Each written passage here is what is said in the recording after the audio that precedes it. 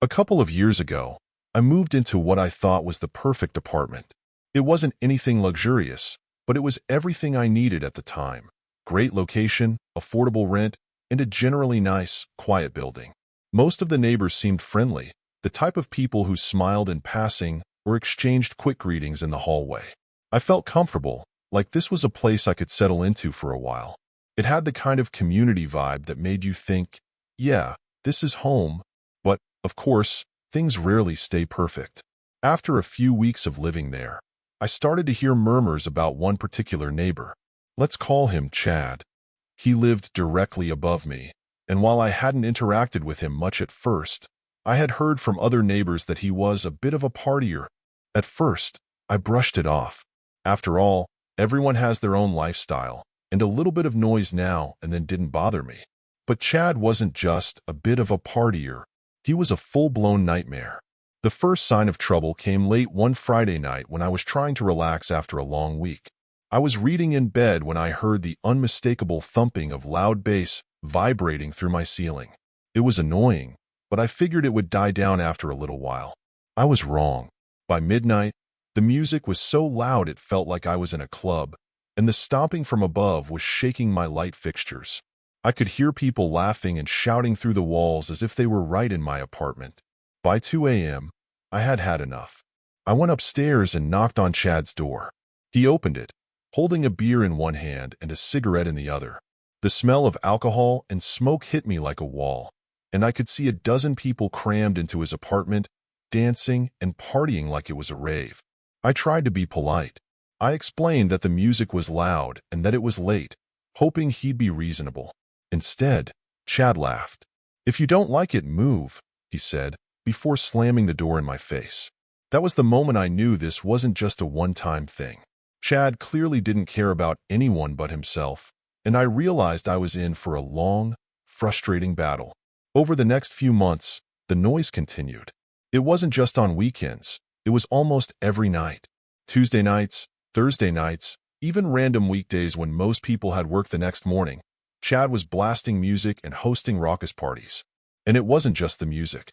People were constantly coming and going at all hours, slamming doors, shouting in the hallways, and leaving trash everywhere. I knocked on his door several more times, each time hoping he'd listen, but it was the same response. Chad would either ignore me completely or give me a sarcastic comment and shut the door. It was infuriating. What made it worse was that I wasn't the only one dealing with his behavior. Other neighbors started to complain, too, but nothing seemed to change. It wasn't long before I realized that management wasn't going to step in unless they had concrete proof. Complaints were one thing, but without documentation, it was just our word against Chad's. And Chad, being the charming manipulator that he was, always played nice whenever management was around. That's when I decided I needed a new strategy. Instead of confronting Chad directly, I started documenting everything. I downloaded a decibel meter app to track the noise levels coming from his apartment and took detailed notes of the date and time of each incident. Whenever things got really bad, I recorded video and audio evidence of the noise. I also kept track of the comings and goings in the building, especially the constant flow of new faces showing up at Chad's door. As I started collecting more and more evidence, I noticed something strange about the people coming in and out of his apartment. It wasn't just his friends or party guests. It was random people, tourists, and strangers who didn't seem to live in the area. That's when it clicked. Chad wasn't just throwing parties. He was renting out his apartment on Airbnb or a similar short-term rental platform, completely under the radar. In our building, running short-term rentals was strictly prohibited. The lease agreement explicitly stated that subletting, short-term rentals, or using the apartment as a business was a direct violation of the terms. And, as it turned out, the city had strict regulations about short-term rentals, requiring proper licensing and taxes to be paid. This was my opportunity. With months of documented evidence in hand, noise complaints, decibel readings, and proof of Chad's illegal short-term rentals, I filed a formal complaint with the building management.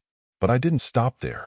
I also sent an anonymous tip to the city authorities, informing them that Chad was operating an unlicensed Airbnb in violation of both building rules and city regulations. The response was swift. Within a week, city inspectors arrived at the building to investigate. They spoke to the property manager, reviewed Chad's apartment records, and began looking into the unapproved rentals. At the same time, building management launched their own investigation. It turned out that Chad had been running his short-term rental operation for months, completely off the books, and without anyone's approval. Chad was hit with hefty fines from the city for operating an illegal rental, and management wasn't about to let him off the hook either. The noise complaints were bad enough, but the illegal rentals were the final nail in the coffin. Chad had violated so many terms of his lease that management issued him an immediate eviction notice. The day I saw Chad packing up his belongings was one of the most satisfying days of my life. He looked frustrated and defeated, a far cry from the smug, arrogant guy who had laughed in my face all those months ago. I watched as he loaded his car with his stuff, and I couldn't help but smile. As Chad walked past me in the hallway one last time, I said, "Looks like you're moving after all." He didn't respond, just gave me a look of frustration and walked out.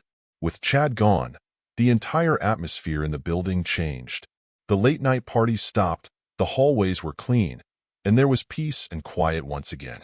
It was amazing how much one person could disrupt an entire community, and it was even more amazing how quickly things improved once he was gone.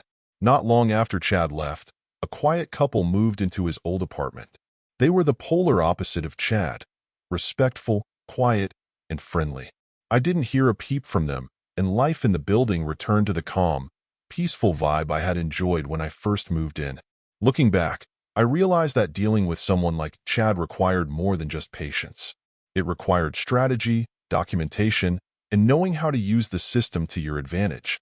Chad thought he was invincible, that he could do whatever he wanted without consequences, but in the end, karma and a little persistence caught up with him. Sometimes, revenge isn't about confrontation. It's about playing the long game, staying smart, and letting the truth come to light. I didn't need to yell or argue to get Chad out. All I needed was patience and a plan. If you enjoyed this story about how I got sweet revenge on my nightmare neighbor, don't forget to give this video a thumbs up and hit that like button. It really helps the channel grow and lets me know you love hearing these stories. And if you're new here, make sure to subscribe for more epic revenge tales and hit the notification bell so you never miss an episode. Thanks for watching, and I'll see you in the next video.